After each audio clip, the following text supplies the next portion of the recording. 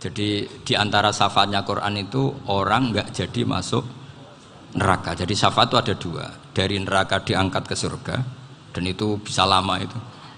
Tapi kalau syafaatnya Quran itu yang belum masuk neraka supaya nggak jadi masuk neraka. Karena neraka juga punya aturan, dia juga kena aturan fikih. Jadi, lo betul ini, saya ada guyon.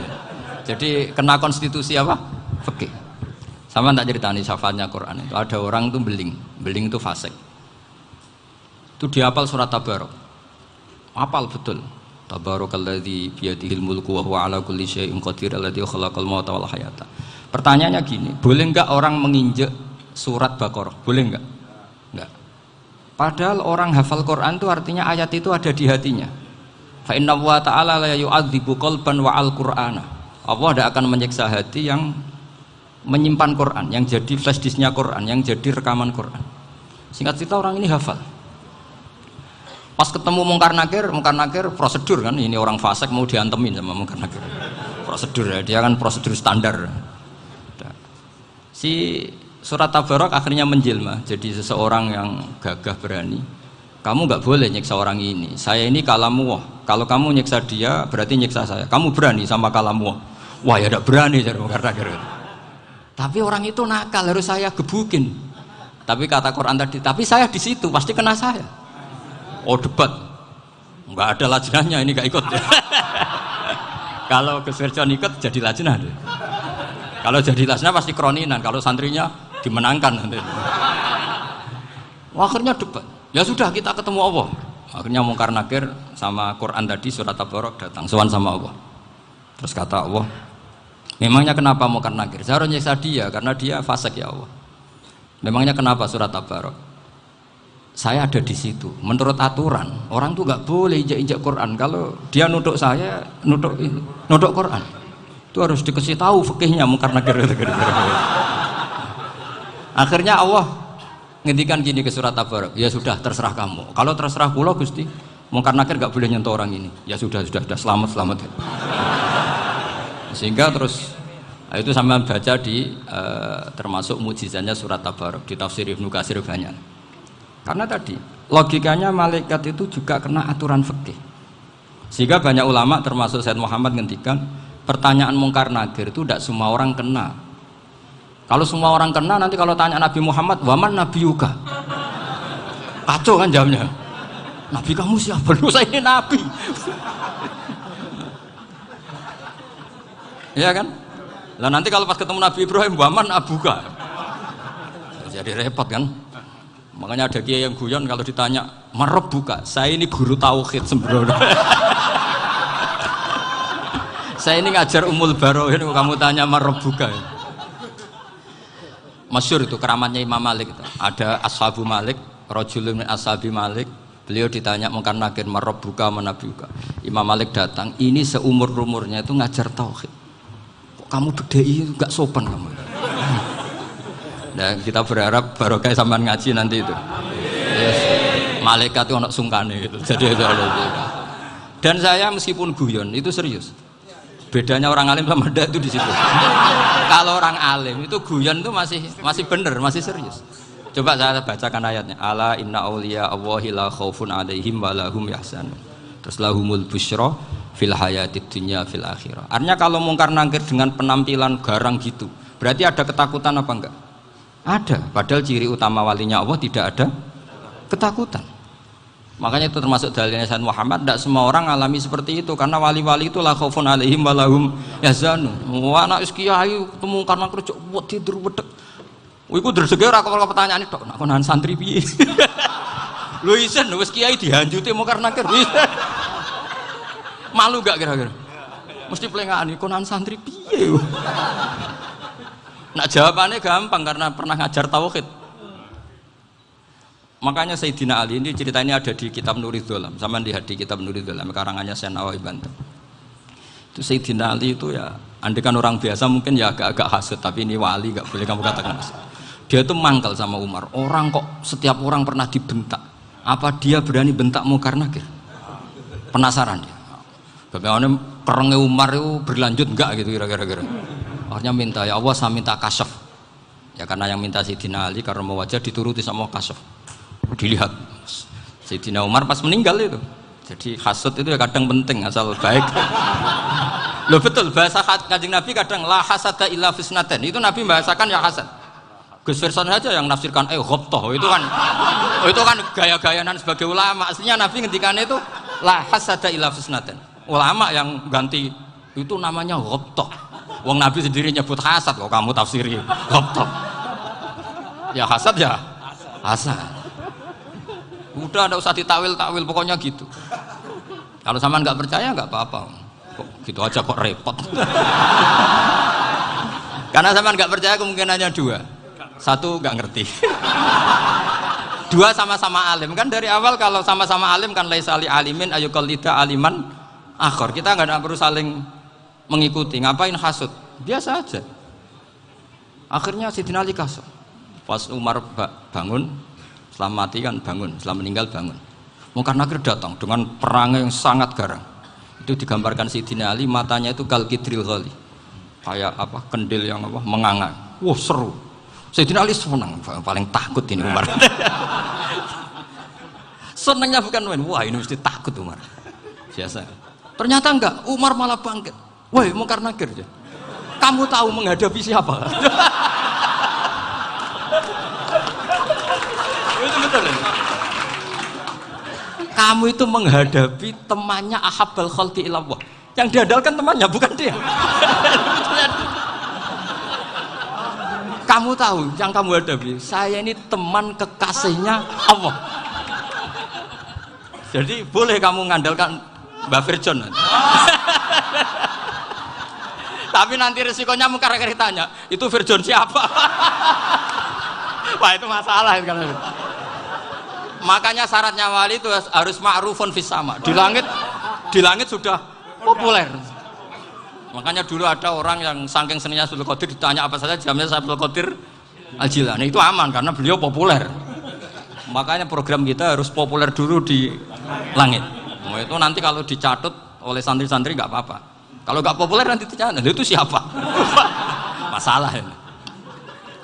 Umar itu yang dibanggakan itu, kamu tahu saya siapa? Ya enggak tahu, saya ini temannya kekasihnya Allah. Temannya Muhammad, iya Muhammad Rasulullah. Wah mikir, waduh, repot. Loh di dunia aja gitu kan, temannya presiden, temannya panglima, apalagi ini temannya Sayyidul Awalin wal Akhirin. Di dunia aja bilang temannya presiden, menteri, orang sudah takut, apalagi ini temannya Sayyidul Awalin. Hanya Munkar Nakir terus konfirmasi sama Allah, gimana ya Allah ini ngadepi. Sebetulnya yang diandalkan itu temannya, bukan dia. Wah, akhirnya sama Allah dibilang, ya bu, ya sama seorang seperti itu bu yang sopan. Terus semenjak itu Munkar Nakir itu nggak selalu berpenampilan seperti itu, sangat. Jadi semoga itu konsisten sampai nanti. Jadi kamu kalau ingin nggak takut Munkar Nakir, jadi wali dulu. Karena syaratnya tadi hanya wali sing la khaufun alaihim wa lahum yahzanun lahumul busyra fil hayatid dunya fil akhirah. Jadi orang itu kalau ngaji itu harus khatam. Jangan semuanya kena pertanyaan. Nanti kalau semuanya kena pertanyaan nanti repot. Kalau Nabi Muhammad ditanya waman Nabi juga. Nabimu siapa? Lo kan terus jadi aneh. Jadi makanya ngendikane Sayyid Muhammad semua ulama lah, nggak ada am kecuali ditaksis. Kecuali sifatnya Allah, misalnya bikulli syai'in alim ya benar-benar bikulli syai'in. Tapi kalau am semuanya pasti ada taksis, meskipun dalam muhawarah muhadasah biasa. Ya, misalnya contoh gampang, istri kamu baru seneng kamu, mas nak pengen popo itu lapor aku, gak popo mas, mesti aku seneng sama lapor. Iku dia aku pengen wayo. Wah langsung jadi apa wae. Mesti apa wae, maksudnya kecuali itu. Gitu. Padahal kalau ngomong, mas sampean ingin apa saja tak dukung. Terus sampean bilang, pengen iku wayo. Kira-kira disetujui apa enggak? Sama seperti kita kalau punya teman akrab, wes nang omahku gak apa-apa, anggap ya omahmu dewe. Terus mlebu-mlebu kamar. Jadi tidak ada am kecuali di taksis. Artinya kalau ada cerita bahwa orang mati pasti ngalami ditanya Munkar Nakir, itu pasti ada am yang di taksis. Itu pasti tidak dialami para anbiya, para auliya. Karena ciri utama wali itu la khaufun alaihim walahum yahzanun. Kemudian saya yang mau cerita ya supaya sampean bisa menghadapi dunia global ini, tak bawa tafsir Munir termasuk tadi. Kenapa orang Islam Rasulullah SAW itu lebih senang kalau yang menang itu orang Nasrani Romawi ketimbang yang menang itu orang Faris, dalam hal ini ateis. Karena orang ateis itu lebih ngeri. Sebetulnya beberapa penemuan sains, terutama di ilmu medis, itu orang Amerika, kayak cloning. Tapi orang Amerika itu masih dilarang oleh gereja untuk mengaplikasi. Karena nanti bayi cloning itu dipakai suku cadang. Di Amerika masih ditentang oleh fatwa-fatwa agama, baik Islam maupun Kristen. Tapi di Cina itu dipraktekkan, karena nggak ada halangan agama.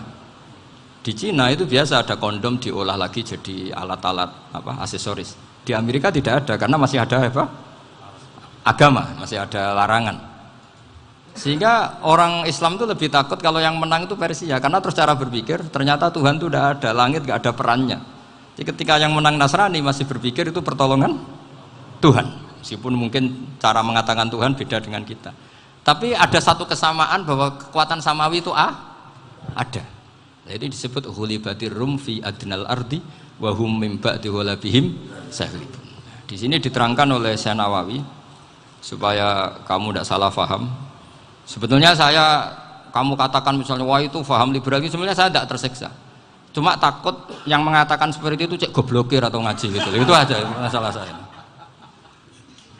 Ini saya baca ini karangannya Syekh Nawawi karena tadi kata Mbah Firjon ngaji itu harus sama orang yang bersanad.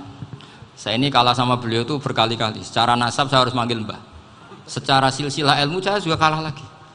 Saya sering disewani sama cucu-cucu Syekhona Khalil. Kiai Siddiq itu termasuk murid dekat beliau Syekhona Khalil. Kalau itu berarti kan Gus Firjon, Ahmad, terus Mbah Siddiq. Mbah Siddiq ngaji Syekhona Khalil. Syekhona Khalil itu pernah ngaji langsung sama Sayyid Zaini Tahlan. Berarti beliau dari Sayyid Zaini Tahlan itu baru generasi kelima. Sementara saya itu sudah ke-7 atau ke-6. Saya, Mbah Mun, Mbah Karim misalnya, Mbah Hashim, Mbah Mahfud Termas, Sayyid Abi Bakar Sato yang ngarangnya Anatul Thalibin, baru Sayyid Zaini Tahlan. Berarti saya ke-7, kalah lagi. Tapi untuk jadi wali biasanya cepat saya. Karena syaratnya jadi mbah itu ngalah demi putu. Jadi kalau beliau ngotot, saya dulu Gusti, saya mbahnya. Wah itu mbah yang nggak baik. Pasti jatahnya dikasihkan apa? Cucunya dulu. Makanya Abdul Muthalib itu orang yang dapat wangsit, tapi yang jadi nabi itu cucunya. Jadi dalil saya banyak. Sebenarnya Abdul Muthalib itu sudah sering dapat wangsit. Karena saya bahasakan wahyu, Nabi yang protes, enggak nabi kok dapat wahyu. Tapi sebetulnya Abdul Muthalib itu masyhur. Kalimat-kalimatnya menunjukkan bahwa beliau itu sudah dapat wahyu kalau nanti cucunya itu jadi apa? Nabi. Makanya senangnya bukan main Abdul Muthalib sama Rasulullah. Putu seneng, mbah seneng putu. Jadi mungkin, jadi sampean enggak usah protes loh. Yang jadi wali kok cucunya. Dulu betul. Dulu Mbah Hamid Pasuruan itu kalau Mbah Ahmad Siddiq ke sana, Mbah Hamid Pasuruan kalau manggil Mbah Ahmad Siddiq itu paman. Tapi pamannya minta ijazah ke ponaan. Apa ya gara-gara itu memang. Kalau itu masih berlaku, apa? Ngalah tadi. Kayaknya masih, apa? Hawane masih. Karena melihat tren-tren langit masih gitu kayaknya masih. Masih itu. Ya, tapi mbahnya tetap dapat jatah, tenang saja nanti. Tapi memang sebaiknya mbah itu legowo. Rasulullah Muhammad SAW itu terkenal min dzurriyyati Ibrahim. Tapi kata Rasulullah, ana dakwatu Ibrahim wa bisyaratu Isa. Aku nganti ngene iki barokah dongane Nabi siapa? Ibrahim. Jadi dongane Nabi Ibrahim nggih tiba teng putu. Jadi banyak bukti bahwa jatuhnya ke putu gitu. Tadi saya di kamar sama beliau berduaan. Nih Mbah sing dadi wali dhisik ndi? Aku webang. Cocokan tadi. Nah, kenapa saya akhir-akhir ini gulirkan daftar wali? Kenapa? Saya ini resah ya, orang sudah ingin dicintai pejabat, dicintai tetangga, dicintai teman. Tapi kadang-kadang orang lupa lagi dicintai Allah. Makanya saya meskipun guyon, tapi ini amdan, bukan sahwan. Supaya orang punya cita-cita lagi jadi wali, ingin dicintai Allah. Kita ini terlalu lama ingin dicintai makhluk. Mbok ya naik kelas sedikit lah. ingin dicintai Allah Subhanahu wa Ta'ala. Meskipun saya guyon, tapi tadi guyon saya tuh lebih serius ketimbang serius Anda. Karena tak pikir. Saya tuh kalau pergi itu seneng ngebis, bukan karena saya tidak punya mobil, tapi saya sering mau butuh itu supaya nggak diganggu. Karena saya tuh harus punya waktu sendiri. Kalau ngebis kan ketemu orang nggak kenal, tapi sekarang ya agak susah, banyak yang kenal. Dan susahnya lagi nggak minta ijazah, minta foto. Aduh. Repot tuh. Mau dibenci itu umatnya Rasulullah Shallallahu Alaihi Wasallam.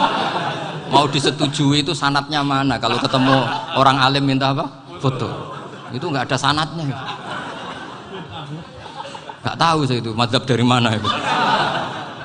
Ya mazhab milenial yang jelas itu kan. Ini tak baca ya biar dapat. Karena ini kenangan saya sama Mbak Ahmad Siddiq. Saya masih ingat betul beliau ngisi hallnya Mbak Abdullah bin Umar, berarti abahnya Mbak Hamid.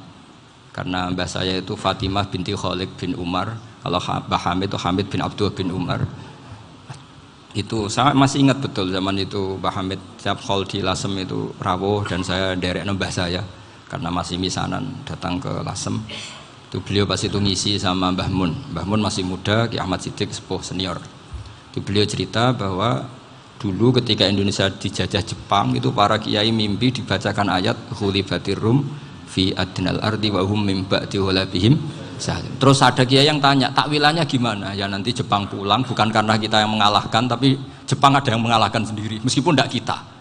Kayak dulu Faris tidak dikalahkan Islam, tapi dikalahkan Romawi, tapi yang senang umat Islam. Wa yauma idzi yafrahul mu'min.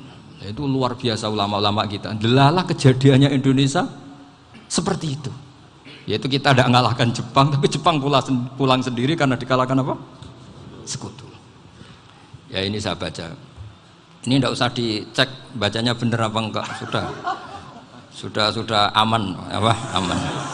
Karena kalau saya salah itu ya sengaja. Artinya ya sengaja saja. Ya biasa maksudnya. Saya kemarin ngisi di Pondok Peloso, di Pondok Al Munawir Jogja. Salah itu ada dua, ada salah memang benar-benar salah. Itu enggak apa-apa, bisa dimakfu. Karena mesti sangke wong goblok salah yang terus itu. Ada salah bawaan ilmu, itu repot tuh dadaninnya. Karena misalnya kita yang biasa belajar qiraah safah wayah sibuhu, mesti diulang lagi wayah sabuhu. Karena qiraahnya Imam Asim itu hasibah yah sabu bi fathis sin. Sementara kita kalau ngaji kitab kulino yahsibu. Sehingga kita yang biasa belajar safah itu kalau baca kitab itu kayak orang bingung. Kadang-kadang yang ngaji juga bingung. Gus Pak mau di bulan pilih. Ya tepat-tepatan. Ada yang mengatakan Gus Pak bingung. Ada yang mengatakan Gus Ba alim alamah, ya tepat-tepat nasib tadi. Karena memang ya sab'ah memang seperti itu. Misalnya kufuan itu Imam Asim baca kufuan. Tapi beliau punya murid namanya Syu'bah. Itu kalau baca kuf'an. Makanya kita itu, ini kan khataman Quran ya. Jadi saya menyinggung sedikit tentang qiraah sab'ah. Tadi beliau juga sudah tak kasih kitab saya Hifdzuna Liyadal Mushaf. Sama tak ajari latihan sab'ah. Memang angel ya. Makanya yang nggak bisa itu wong pinter. Sudah tahu angel ya nggak usah diteruskan kan. Orang menghindari barang angel itu pinter apa goblok? Pinter. Berarti wong goblok pinter. Saya tuh makanya sama orang goblok tuh respect. Jadi orang alim tuh angel apa gampang? Angel. Menghindari barang angel pinter apa goblok? Loh, orang menghindari barang angel pinter apa goblok? Pinter. Berarti wong goblok pinter.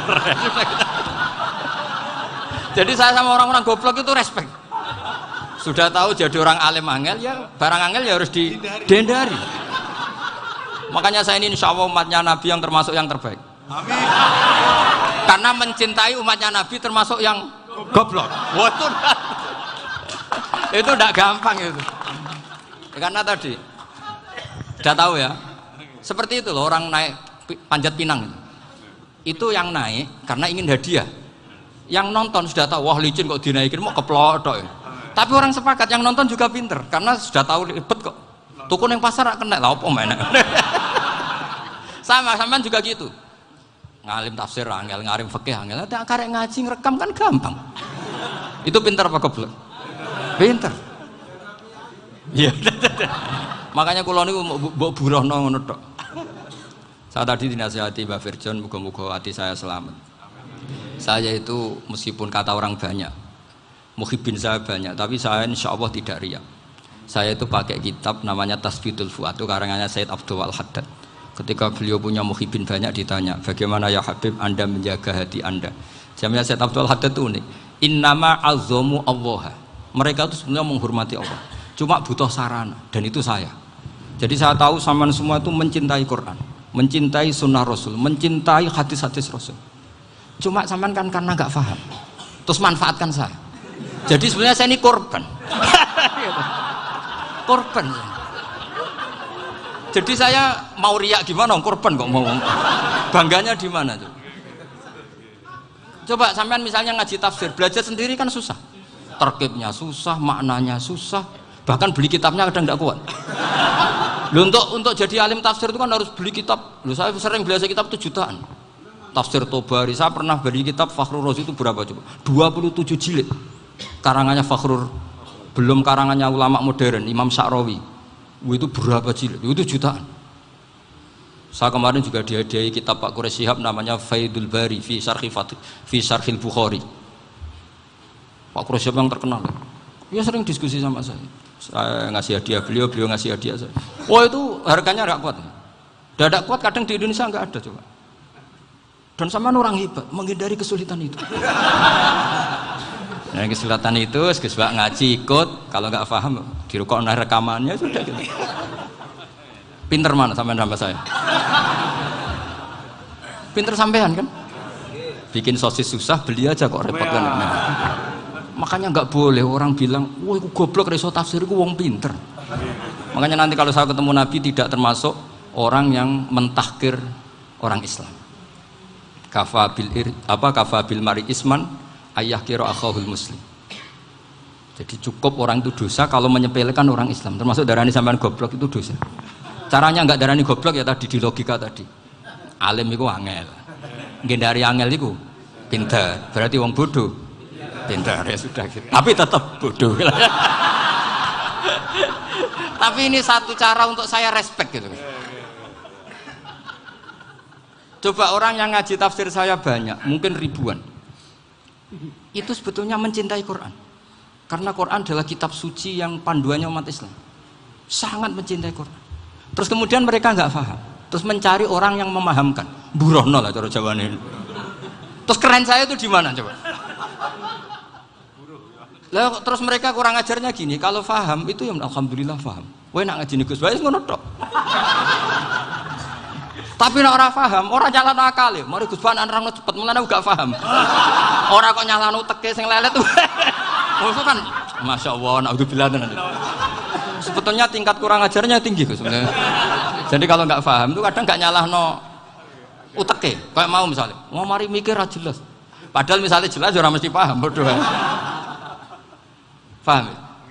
Jadi kata Said Abdul Haddad, innama azzamu Allah. Sebenarnya mereka itu sangat menghormati Allah. Makanya kita nggak perlu mengatakan wasilah itu kafir, nggak akan. Karena orang tawasul sama Rasulullah itu ingin dapat ridhonya Allah lewat orang yang dicintai Allah. Kita